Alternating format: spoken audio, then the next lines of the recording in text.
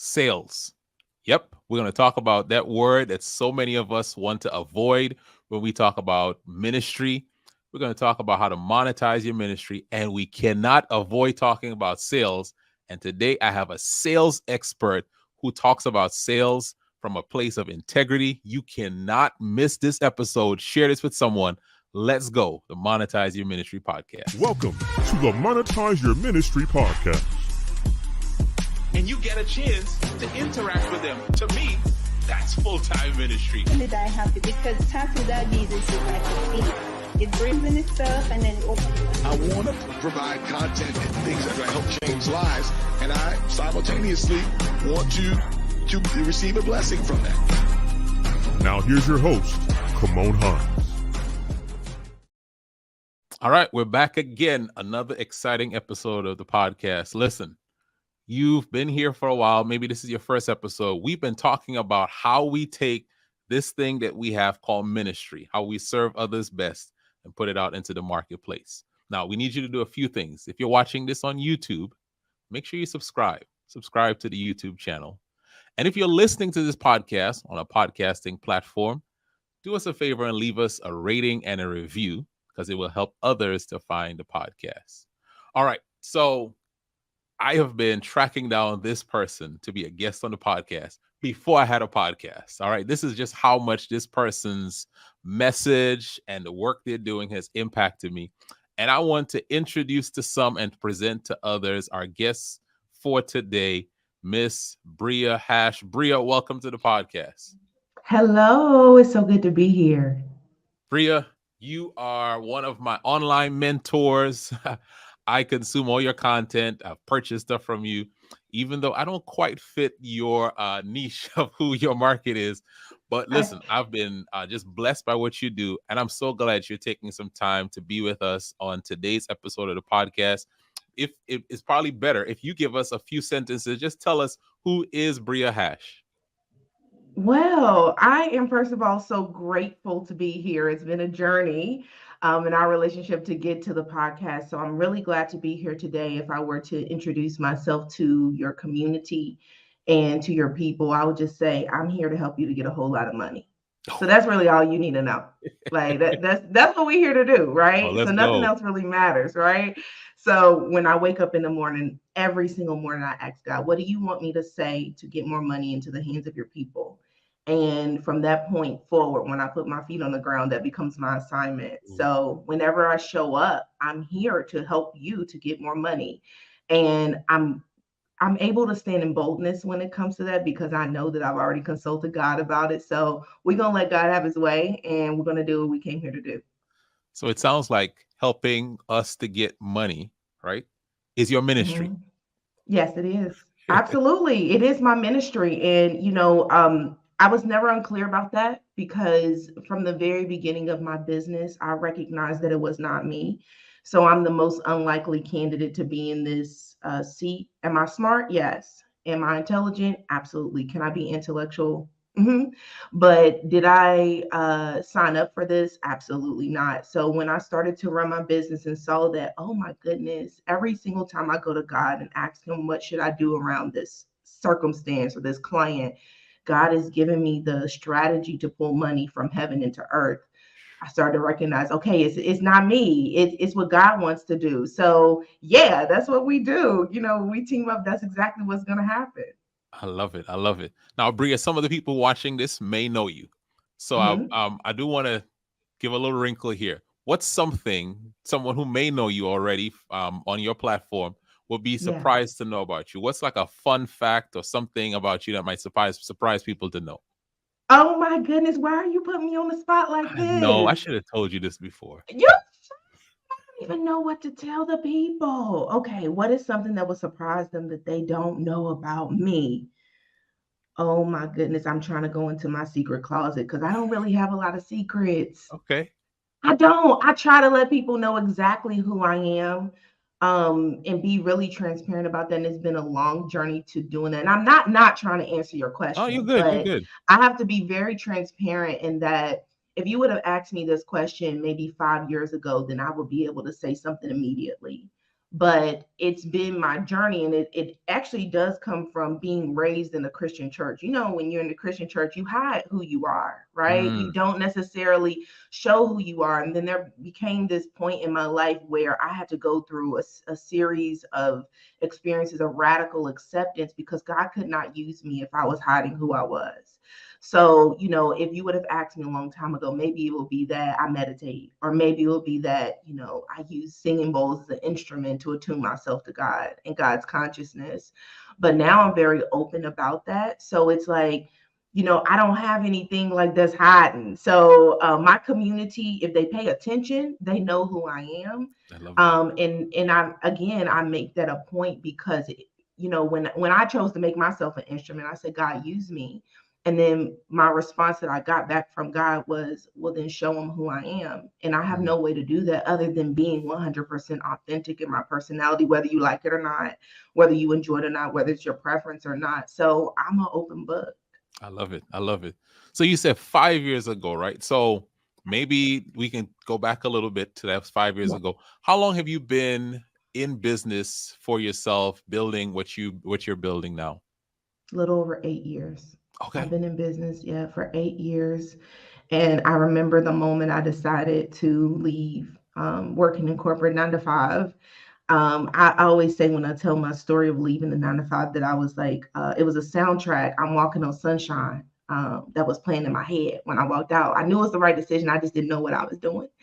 So it's been 8 years since that point. Yeah. Okay. So let's go back to those 8 years. You Okay. your bio says you were a sales exec at a Fortune Hmm. 500 insurance Hmm. company.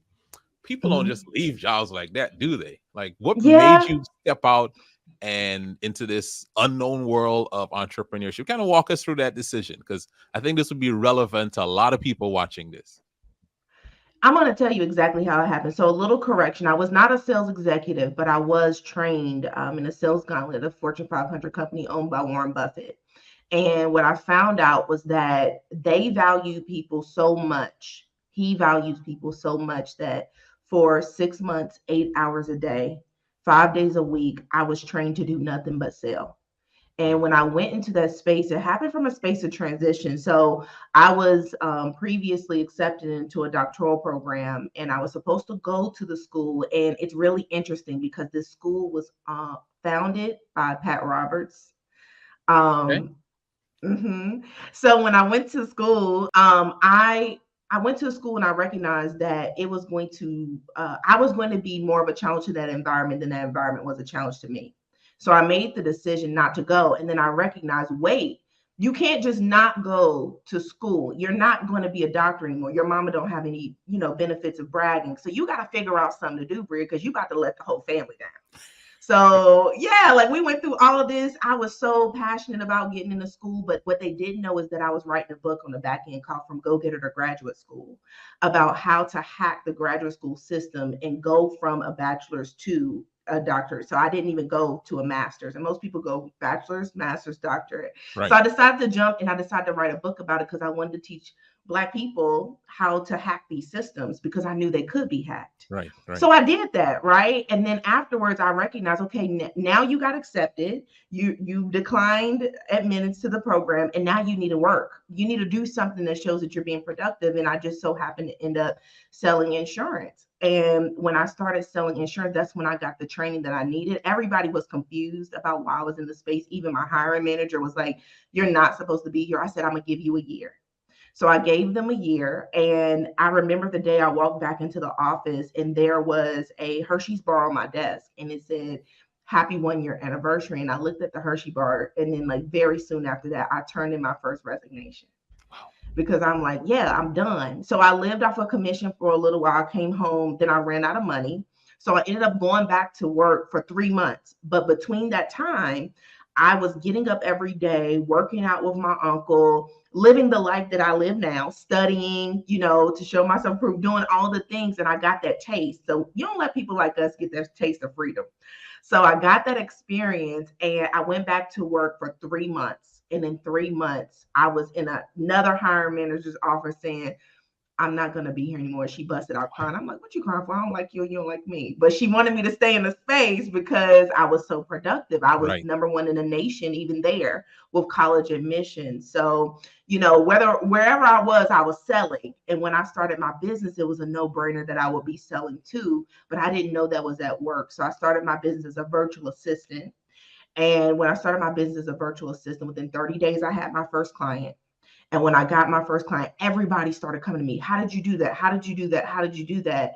And I was like, oh my gosh, this is the thing, but it wasn't the thing yet. So it Mm, took me some years before I was able to teach sales because I was in the training ground. I was learning, God was molding me. So when I say I was the most unlikely candidate, I mean that because every single time others tried to promote me, you are a strategist, you are this, you're that. I'm like, no, I'm a virtual assistant.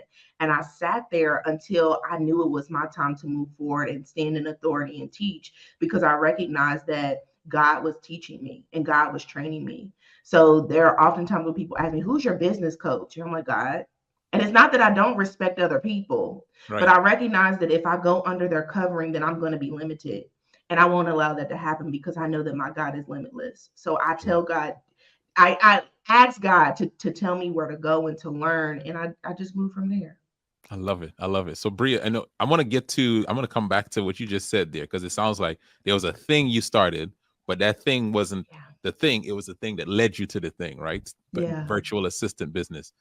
Are there Yeah. any of your past experience from growing up as a believer, as a God follower that you saw now as you were moving into business that those skills, the awareness, whatever it was, that they kind of helped you in that move towards starting and growing your business?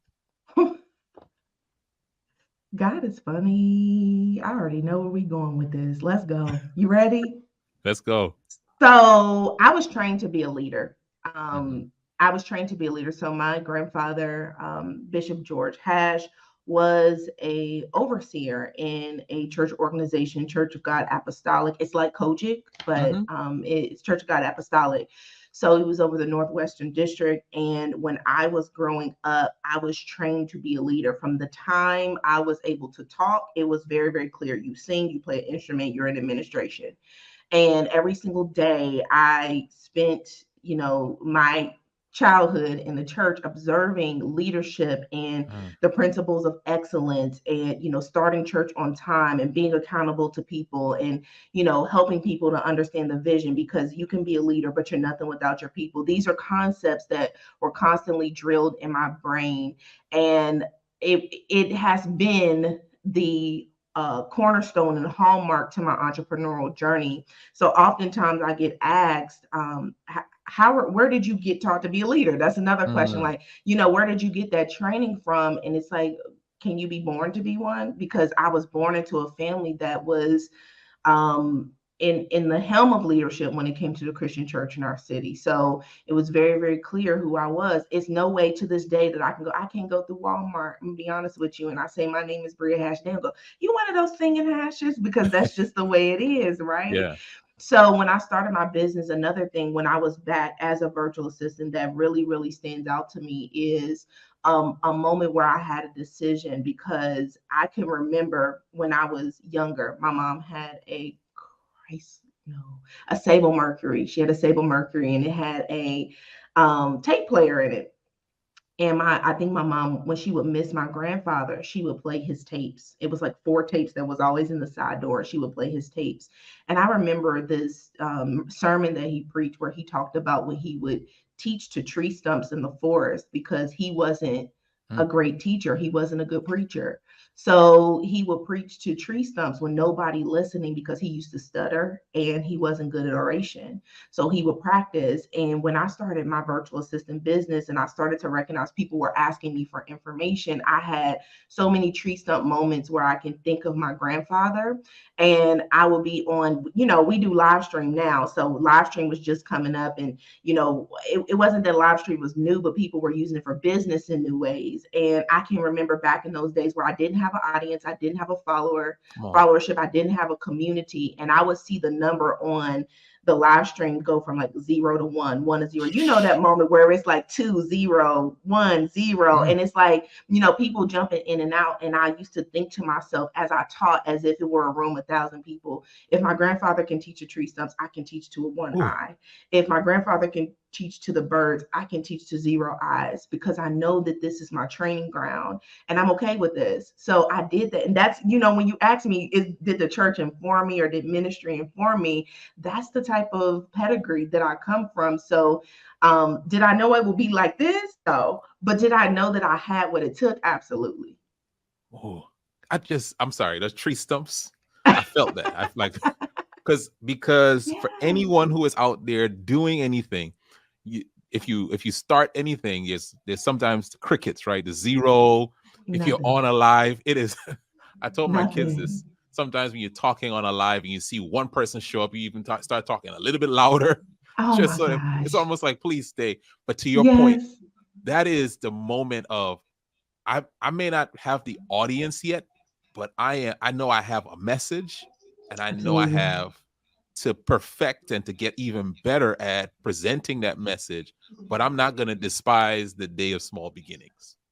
And you can't skip that, right? Yeah. So it's the training ground. It's a training ground. And even when I was in my season of the tree stump, I was being sustained. So I didn't need, 1,000 people. I didn't need 20,000 people. I didn't need 30,000 people. I just needed one. Yeah. I needed one to hear me. And because I understood that, it kept me steadfast. Like I tell people all the time, please do not despise your small beginning, because if you make good of it, it will make good of you. And you need those moments. There's a reason why you are sitting in a space, because if you can teach to yourself, you can teach to a room of 10,000 people. I'm gonna tell you that straight up, because like you said, there's an energetic difference when it's just you and your energy, and it's 0 eyes, and it's just you going to you. You're building your character. You're building your stamina. You're building your ability to show up in front of rooms where there will be 1,000 people or 10,000 people. So if anybody is at that point right now, don't you worry about it. You keep perfecting your message. You make sure that when somebody does show up, now we can transition to sales, because when somebody shows up, you'll be ready to convert them.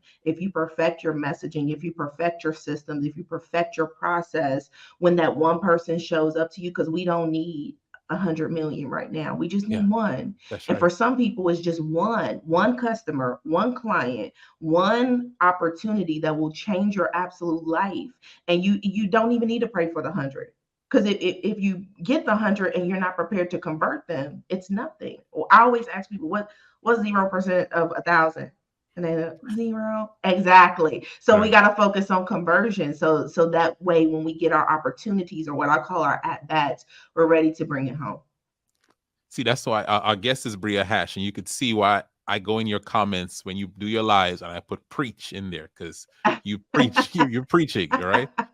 Yeah. And you kind of helped us now to move to the next step. Let's talk about selling and sales and what you see how we work together. Yeah.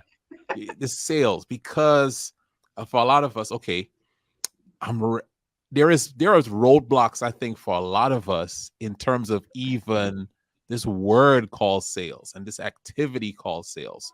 So kind of begin talking to us about when you started seeing helping people to sell as the thing that you were going to lean into. Oh my goodness. Well, I do remember my last client, Jeremy Johnson. Shout out to Jeremy. He was my only male client during that time. And I was still working as a virtual assistant. He would tell me every single time, Bria, you are a strategist. And we went through a launch where he made like $50,000 in like 15 days or something like that. And again, I was still being called a virtual assistant. And he was he's in Georgia, and he was in real estate investment. And it was so interesting because I single-handedly packaged his course, and I single-handedly, was his marketing team and his strategist on the back end. This is how we're going to launch it. This is how we're going to do all those things. And then I had another client who was a good friend of mine. And, one product that we created turned into a book. It turned into a conference. It turned into an event. It was literally a 6-figure experience. And I had another client, and I'm giving you the receipts because there is always evidence. There is always evidence of sales and success, and that evidence is money.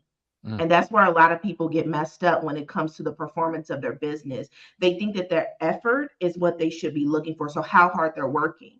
And what I look for is the ROE, the return on energy, so that you can see the evidence of the work that you are Oh, putting it's awesome. in. Yeah. So another client I had was a client that was in the ed tech space, and she had a weekend where she launched a product and she made over 100,000.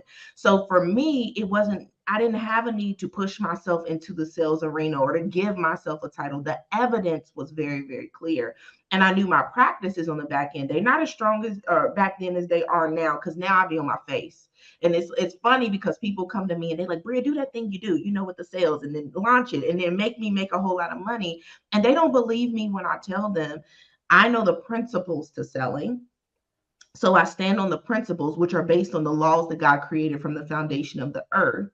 So when I am teaching you or telling you what to do in your business, you got to know Bria's not making it up, because what Bria does is she goes to her face, and I'm praying for my clients, and I'm on my knees and I'm asking God, show me what to do. And what God shows me what to do is never based on temporary metrics. It's never based on trends. It is always based on the foundation of sales, which we can get into now, which would be the principles of selling. And that is understanding that the human beings on this earth have your money.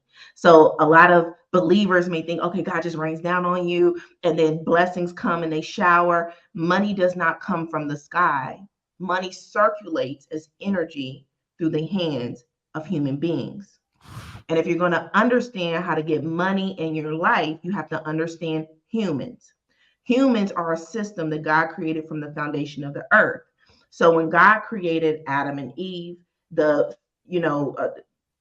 the beginning, God created a system, because God doesn't have to come back and make a Bria. God just needed to make the one and the two that pair together to make all of us. Yeah. That is a system. When you do it one time and it continues to bring in results and it continues to replicate, it is a system. And that's what sales are. And that's why a lot of people who are very, very impassioned, and a lot of people who look like they deserve to have a lot of money don't have it, because they don't understand that it's a system. And when you have a system that is working and it's functioning appropriately and not in dysfunction, it will multiply and replicate for you.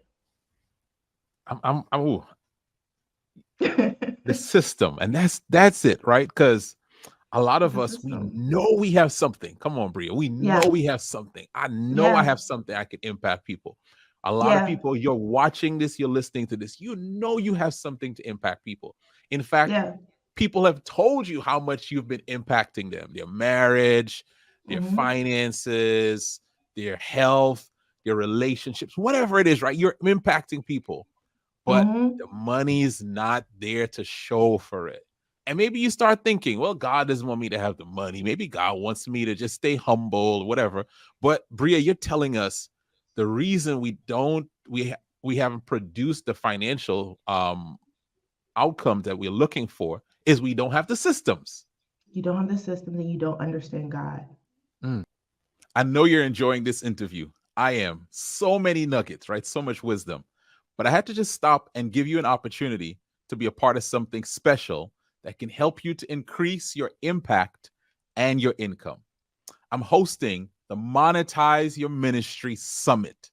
That's right, the Monetize Your Ministry Summit, bringing together 5 individuals who have different experiences in terms of helping you discover, develop, and deploy your unique ministry out into the marketplace, bringing together a coach, a communication coach, a leadership consultant, a social media marketer, a movement maker, and also someone who is a book publisher. Listen, these 5 individuals, great friends of mine, people I've worked with, but I've asked them, come pour into people who are sitting there with an idea, who have something they want to get out into the world, but just don't know how to do that. So you want to sign up for that. And here's how you do that.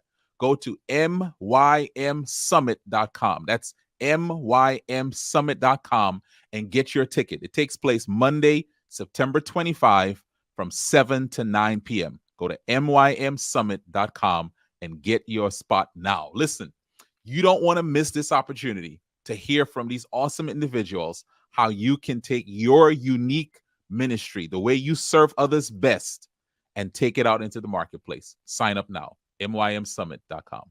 Let's get back to this interview. Because if you understood God, you will pay attention to systems and cycles. God Mhm. works and processes in systems.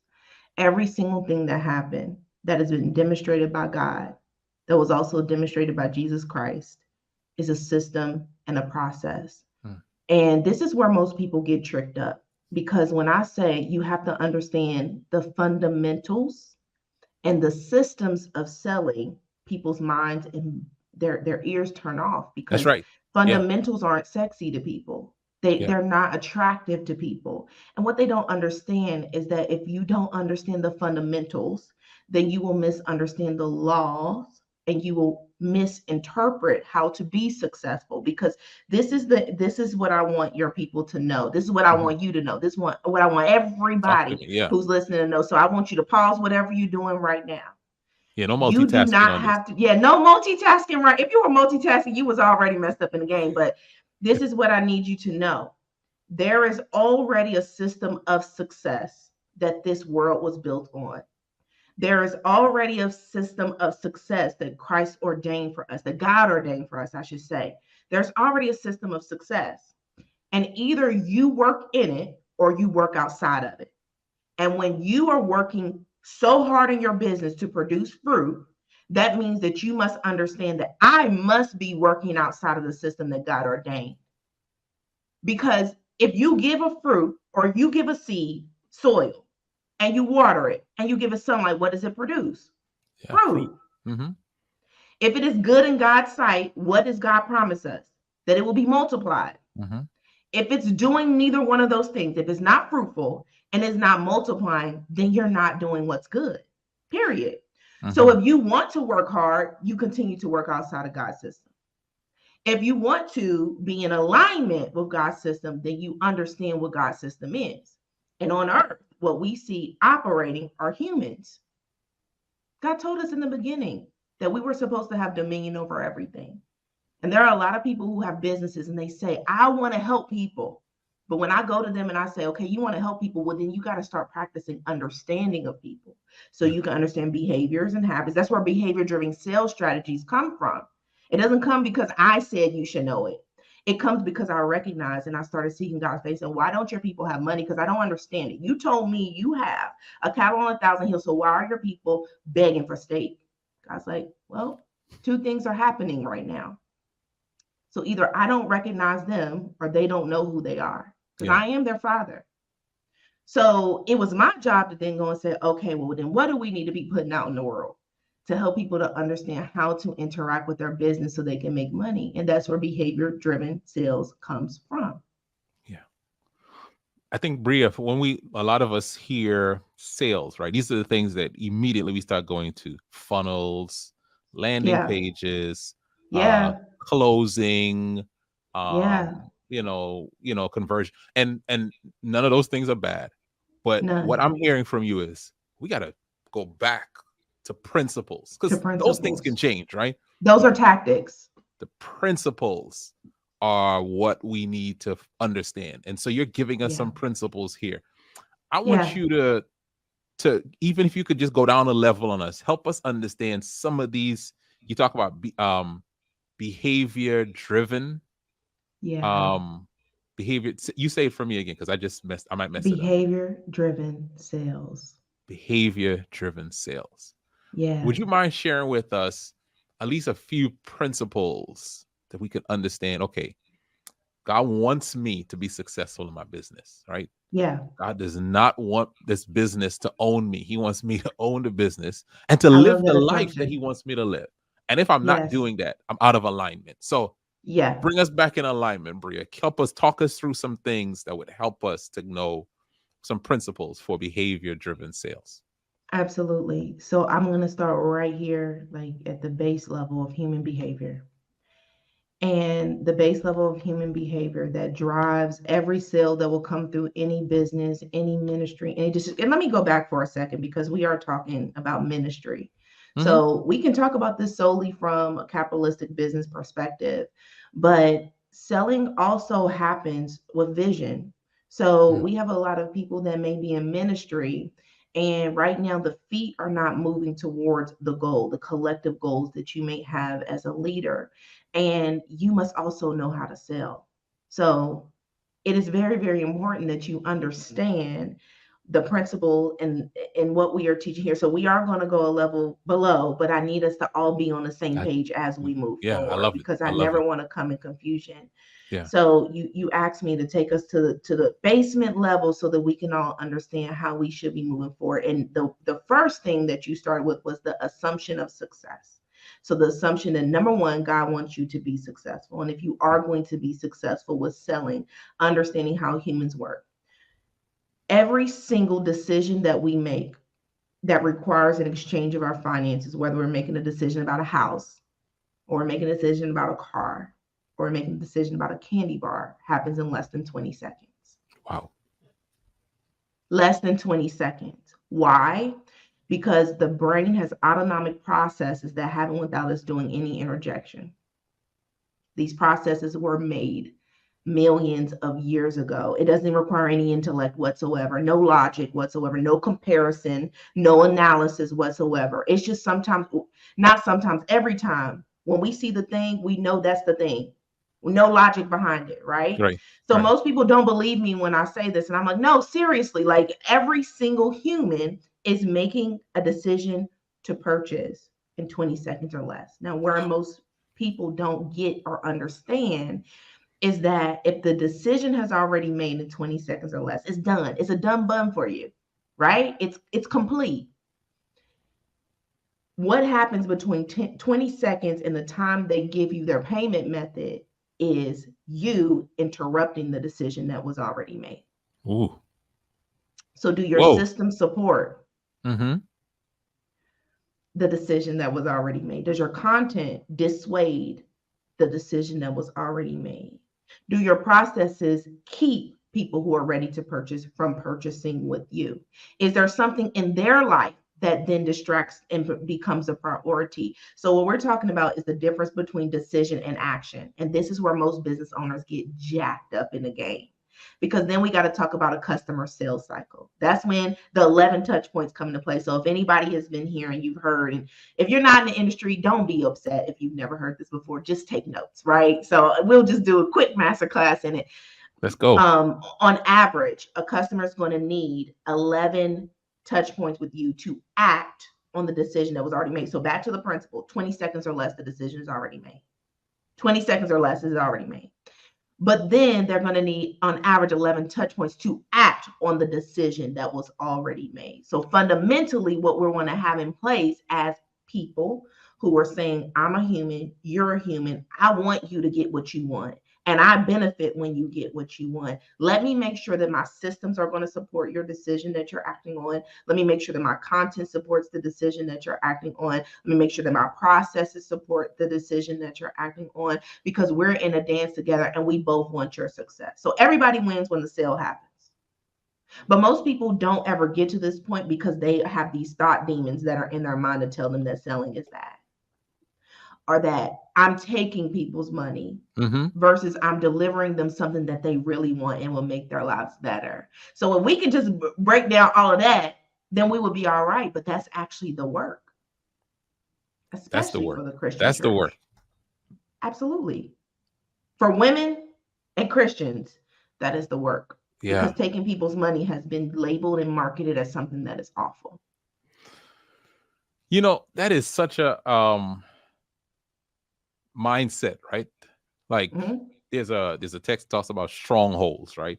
There's so many strongholds that believers have against money, except when we need it for a minute to help someone, right? That's when like we need it all. But the people you need it all from need to generate it from somewhere, right? There you go. So the only way it's giving time is like it's good, but when it's time to generate it, it's like I'm not sure if I should generate as much as I can.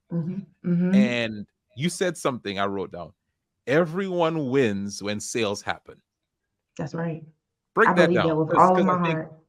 I think there's a zero-sum thinking where we think if I sell you something, Bria, and you buy it from me, I win, you lose. Well, here's the deal. So everyone wins when sales happen.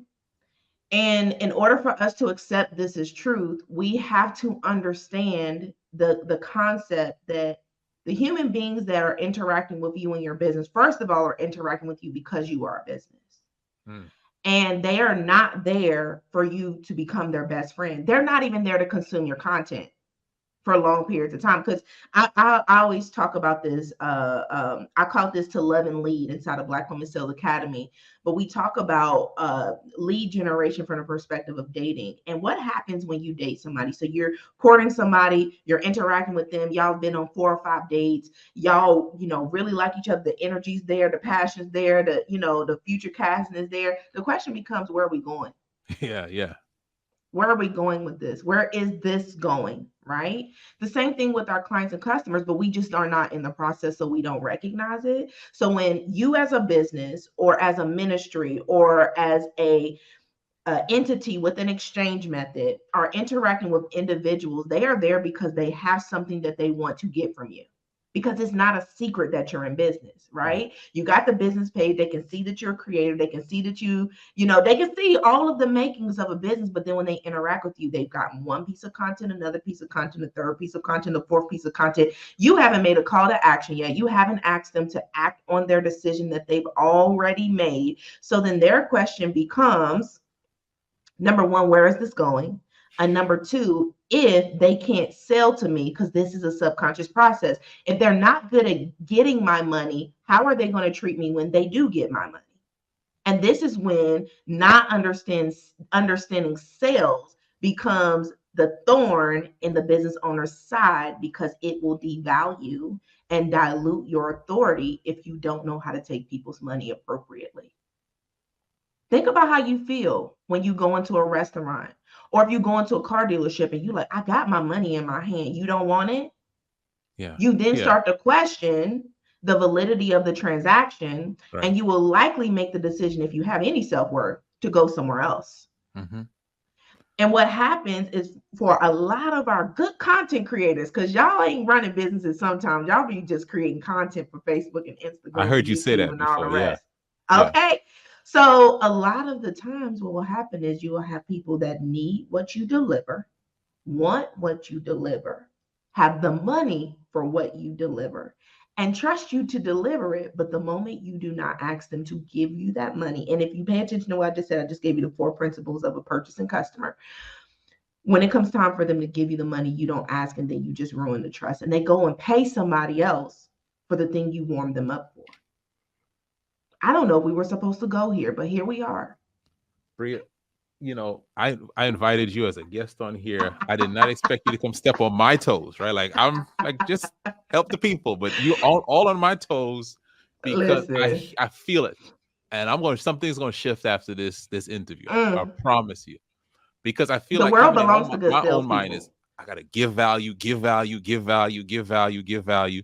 And I've been on this long train of giving value, but I haven't asked. And to your point, I know there are people that I can help who need what I have, who want what I have, who want to get it, but they've probably gone and paid someone else because I haven't given them an opportunity to buy it. And it's noble. If I can just say this, it's noble to take people's money and give them what they want. Because back to my point before, if the assumption is that the customers and the people that are connected to you are connected to you because they need an outcome, you will recognize, and over time, that people want their money less than they want the solution that you provide. So every single time a client or a customer gives you their money, they are saying, I want what you have on the other side of this money, and I'm willing to give you this money so that I can get what you have now. Mm-hmm. So if you run your business with the assumption that people want to keep their money more than they want what you have, you will always be poor. Yeah. But the moment you recognize that people are understanding what money is, an exchange agent, so that they can get the things in their lives that they want. Listen, I gladly send my laundry with my laundry professional. Please wash and fold it so it won't be sitting here for 3 weeks. Thank you. Yes, you can have whatever amount of money you say is supposed to be exchanged for this, as long as I don't do this, because I don't want my money more than I want what you've given me on the other side of that laundry being complete. I don't want it. You can have the money. I can go and make more money. But you just Somebody needs to share that. Somebody needs to share. You need to share that. listen. People want they want their money less than They they want their want the money solution. less than they want the solution or the Yeah. experience. Because we're not just talking about, like, sometimes people move based off of need, but sometimes people move off of luxury. Some people Mhm. move off of esteem. Some people move off of experience. Some people move off of elevation. Like, it's like a lot of the times people mess up when it comes to sales because they try to make a luxury bag life or death, or a bar of soap life or death. Baby, this ain't life or death. I'm gonna go get me some Dove. Right? So stop trying to act like, I'm going to be stricken with eczema and never get up again if I don't get your bar of soap, right? It's just not that deep. But do you understand what is that deep to your client and customer? Why are they purchasing for you? Why is your specific highest aligned client, this is a concept I teach in Black Women Sales Academy, interested in purchasing from you? Not yesterday, not last year, but right now. Because I'm going to tell you, I work with hundreds and hundreds of business owners. And so many people are still giving me COVID reasons for the reasons people need their stuff right now. And it's like baffling to me. Like, I'll be like, well, why are your customers buying from you right now? It's like, because they've been locked up since COVID. And I'm like, what the heck are you talking about? I know.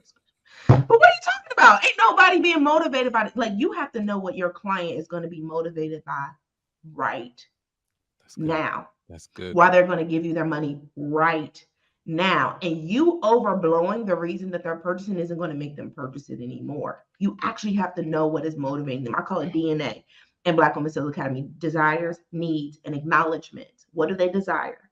What do they need? And what have they acknowledged that they're no longer willing to tolerate, or acknowledge that they need or deserve in their life right now?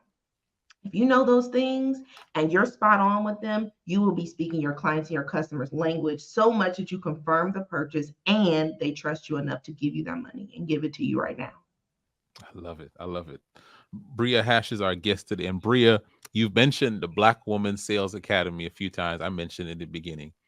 I want you I'm a good to salesperson, is what I'm supposed to do. no, not that. Like, I'm listen, just playing with you. you showing us, man. Don't just hide your stuff behind.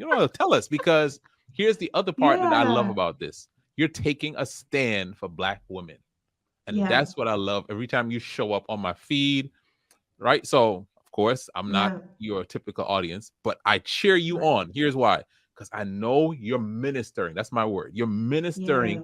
to a group of people who typically have been told to diminish their light and to step Yeah. back. You're giving them permission to step forward. So I want you to Mhm. tell us why you took a stand. Why did you even? Because I think I even saw when you made that shift towards Black Woman Sales Academy. Why did you make that Mhm. shift? And then tell us a little bit about how you help people in that academy. How you help women, sorry. Absolutely. Absolutely. So, first things first, I want to speak on the technique that is done subconsciously by me now, but is like happening right in front of people's eyes, because I love to teach emotion. So, like, when I'm mentioning the my offer, when I'm mentioning my business, Black Women Sales Academy, it's called seeding the sale. So nothing grows without a seed. And a lot of people believe you can just like turn around and make somebody your customer and say the perfect call to action, or have them, perfect image or the best copy in the world. And that's where they are going to win their customers and their clients. And it's never that. It's always what has been marinating. It's always been what has been happening in the subconscious mind. Some people will listen to this and be like, wherever she is, I need to be. And I'm not Mm-hmm. ashamed of that, right? Mm-hmm. That's what should happen, because I've done my job and I've seeded the sale. So the question becomes, how can you start to do that in your life so that people are already making the decisions before you ask them to? Because if you can get your people making the decision before you ask them to make a decision, then they will believe it was their idea. And it always was, but you have encouraged them to move forward. So I wanted to just share that before I move on. Thank you. But the second thing I want to say is directly about Black Women Sales Academy. My business, 40 means for our unity. It was designed for Black business owners. It shifted to Black women in business as I got more clear about what my mission and what the purpose was for me to be doing on this earth, and that is to turn our experience away from pain to pleasure, and to get the hands or money into the hands of Black women in business. Because I believe with everything that is in me that when Black women get money, we do great things. We change our homes, we change our communities, we change our environments, we change our churches. When you see a powerful Black woman in the room, she impacts everyone. she improves everyone. So it's my goal to help Black women to do that. And it's my mission to be as bold about it as I can be, because I recognize there are too many Black women that are on this earth right now who have given their time and their energy to every institution, including the church, and have not received the benefit from it. And it's not just enough to complain about it. We have to be tooled and we have to be skilled. And when we begin businesses, I believe that the businesses we create should prosper. And when they prosper, they are a reflection on our Heavenly Father, because God created us so that we prosper. And I always say, I am the evidence of God's excellence on earth. So when you see me, you're supposed to see God's excellence. I can't show you God's excellence if I don't have money. I can't show you God's excellence if I don't have the evidence of God's excellence. If I'm poor, I'm not a reflection of my Heavenly Father, because my Heavenly Father is rich. Right. So how's that going to make sense? I can be the best person, have the best heart, and it's just going to be, oh, bless her heart. Yeah. Bless my heart and bless my bag too. All right. Yeah. Because I want to be a reflection of God's excellence. I want to be the evidence of God's excellence on earth. And that includes me having money. And I empower and enlist my community to do the same, because a lot of us have been taught that we have to choose. And I know that is not true. That the moment that you align with the consciousness of God, you will recognize that there is nothing that is off limits to you, that is good for you. And that includes having resources, that includes having money, that includes being compensated well for the work that you do for others and for yourself. I don't do anything any day other than get up and be who God created me to be, because God said that the birds don't worry about what they're going to eat. Why should we? So if all the bird has to do is chirp, and all the bird has to do is flap their wings, all I have to do is speak, and all I have to do is show up. But I have to be willing to show me. And if I show you me, I have to help you to understand why I'm so passionate about Black women, because I am one. And I believe that we deserve a lot more than we've been given. And I believe that if we're going to get, my company is named 40 because it is an adage to the 40 acre and a mule. Because if we're going to get that, we have to understand that we have to give it to ourselves. If you had a mic in your hand, I tell you it's time to drop the mic. That was a mic drop moment right there. Bria Hash, you've been an amazing guest. I want to get you out here on one more question before I let you tell people how they can reach you. All right. So I'm going to give you a scenario. There's someone starting a business. They have their idea. They've actually served and helped people before. They're getting started, and they have been hitting that roadblock with sales. We're getting understanding of the principles, and we understand these principles you share with us. What are just maybe one or two practical steps that person can take in their business in the next week that will make a huge difference in their success? So this is what I call the brick wall. So I'm glad that you brought it up. Every single business that will ever be created and business owner that will ever deem themselves a business owner will hit the brick wall. So if you started your business, you know you have something that is of value to exchange, and you're hitting that wall. The only thing to do is to face the wall. And I know this probably sounds oversimplistic, but what I see people doing when they are needing to overcome the skill of money generation. I can't rush right here. Do I got a couple seconds? Because I can't. Go ahead, take your time. This part. Making money is a skill. Most people don't understand that making money is a skill. So when they are beginning their businesses and they hit this brick wall where it is do or die, customer or no customer, what will happen is distractions will show up. I need to redo my branding. I need to update my site. I need to go tinker with my product. I need to make better content. And it's like, no. None of these are your mission right now. The only focus is to make the sale. That's it. Because right now you're muscle testing yourself. When I put this input, what output do I get? When I do this action, the email, do I get a sale? When I do this live stream, do I get a sale? When I get somebody on a call, am I able to close them? That is the only mission at that point. There is no other mission. If you're at the point of making money, the only objective is to make money. But Say, because say it. people do not understand that money generation is an independent skill that must be learned so that you can earn, they will then jump over it and believe that there is something else that requires their attention. And that is the one mistake I will say that business owners make. And let me say this again, because let me elevate the conversation a little bit. This is the one mistake that business owners make at every level, because every time you jump income level to income level, you will be met with the same requirement. So a lot of people think you learn how to make money one time. Every single time you go from six figures to multiple six figures to another level of a six figure, because you know there's levels to this, right? A lot of people say Those six levels. figures, they mean 100,000, but baby, $999,000 is a lot different than 100,000. So every single time you elevate through that, you have to learn how to make money at new levels every single time. And every single time I end up right there, I'm right on my face. Gosh, I Mm, don't know how to mm, do this. mm. Even the strategist is showing me how to do this. And I know it. I know how to do it, but I have so much respect on the process, because what must be understood that is not explicitly stated in enough spaces is when you are at the point of money generation, you're actually at the point of changing generations, because you're about to change your life. So it is heavy for a reason. It feels different for a reason. It feels impossible for a reason, because your body and your brain knows what you're doing. I've changed my entire life.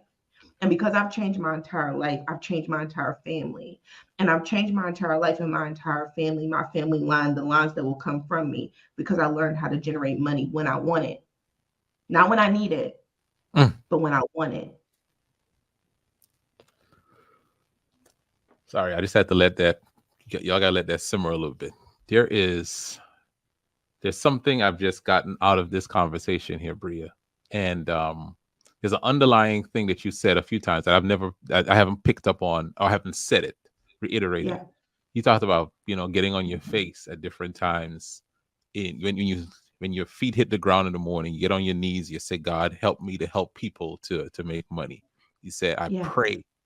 And this podcast is the Monetize Your Ministry podcast. This is just, I just have to call this out. If you're a believer and you're in business and you're looking to generate funds, yes, you got to get coaching. Yes, you got to do, study to show yourself approved. But man, you got a cheat code. You can go to God.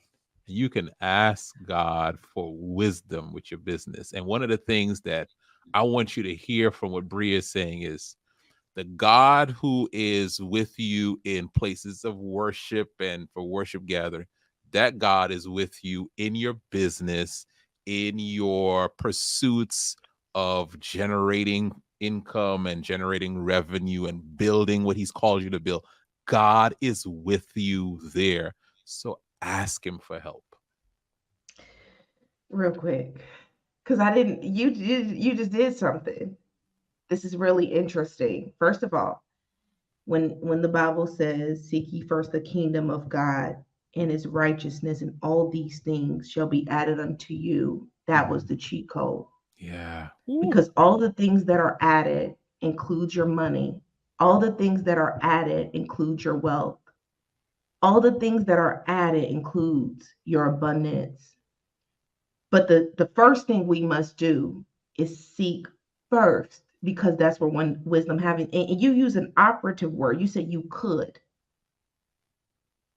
I need to reframe that, because it's Yeah. not that you could seek God, is that should always be your starting point. Should, yeah. Because whatever strategy you get, or even the instruction to increase your skill set, or your instruction to go and look at that person's page or that person's information, is God leading you from you asking and seeking? Because there is no way you can ask and not be answered, but not enough people have the wisdom to ask. So therefore they seek a Bria, and I don't have what you need. I am a messenger, and I choose Yeah. to be. And I thank God that I have the acknowledgement to step out of the place so that God can be there, so that you can go to your true source. But if you're seeking people and their righteousness, then you have nothing. Mm. If you don't seek at all, then you have nothing. It takes courage and vulnerability to go to God and say, I don't know this, but Yeah. I'm trusting you to give me the answer, not just so that I'm made perfect today, but so that I get the skills and the nudges and the acknowledgments that I need. But I'm I would be remiss if I didn't say what was prompting me to speak in the first place this morning when I woke up, because I'm at another point where I'm about to go to another income level. You'll get to see the manifestation of that. Thank God. But I'm about to go to another income level. And as soon as I opened up my eyes this morning, I heard God say to me very, very clearly, you don't have to leave me behind this time. Because a lot of the times when we start trying to generate money, we believe that it's going to happen by our own will and our own skill. And God is always there saying, if you just do what I told you to do, you will have everything that you could ask or think. So when I heard that this morning, I had that moment where it was like, okay, Bria, you get to take all of the wisdom you've gotten, the knowledge that you've gotten, the skills that you've accumulated, the community that you've accumulated, but don't you dare leave God, because it's going to get hard again. You can either strive or you can be in the flow of God's will for your life. And I thank God for that reminder, because I think that was for somebody here today. Absolutely. So thank you for saying that. Absolutely. Bria, you have just blessed us today. I know somebody is, this is church. Right? we had church. We had church on this here episode. Bria, tell people how they can connect with you. I want my audience to follow you, because I don't want to just hear what Bria is saying and then share with you. Some of y'all need to just go ahead and sign up for her stuff and get from her, because Bria, you are God has put you on this earth to help us and Black women especially to step into what God has called them to be. So tell us how we can connect with you. Absolutely. So you can find me on Instagram at Bria Hash. I'm always there sharing information that will help you to build your business. If you find me on Twitter, you in for a ride. But find me on Instagram for business. But I will say that if you are here right now and you are seeking the point of maturity in your business, where you are not starting a new month and you are stressing about money, you're stressing about clients and customers, Black Woman Sales Academy is where you need to be. Black Woman Sales Academy will be your answered prayer, because it will show you the sales system to create recurring revenue, repeat clients, and consistent sales in your business. And that's what a lot of us are seeking. We don't want to feel like we have to stress and strain. For my women that are out there that have children and, have other responsibilities and other commitments, your business needs to be operating in a way that is successful and does repeat and replicate success. And if you are listening to me right now and you know that you're settling less or for less than God designed for you, and you don't know how to generate sales and revenue in your business, although you have great gifts, skills, and offerings that you want to deliver to the world, sales become your vehicle. So we're going to keep God in his rightful place. We're going to keep Bria in her rightful place. And we're going to put sales where they need to be in your life, so that you can begin to use it as a tool to leverage, to pull money from heaven into earth. I love it. Go to blackwomansalesacademy.com. If you're listening to this, it's blackwomansalesacademy.com, and follow Bria at Bria Hash, BriaHash, on Instagram, and I'm sure other platforms.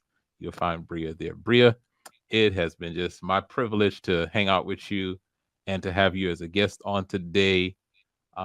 Thank you for giving us this time. And for you, if you're watching, this or listening to this, I want to end. I don't usually end this way, but I feel impressed to end with this: seek ye first the kingdom of God and his righteousness, and everything you need shall be added unto you. Let's go. Thank you for listening to the Monetize Your Ministry podcast with Kymone Hinds.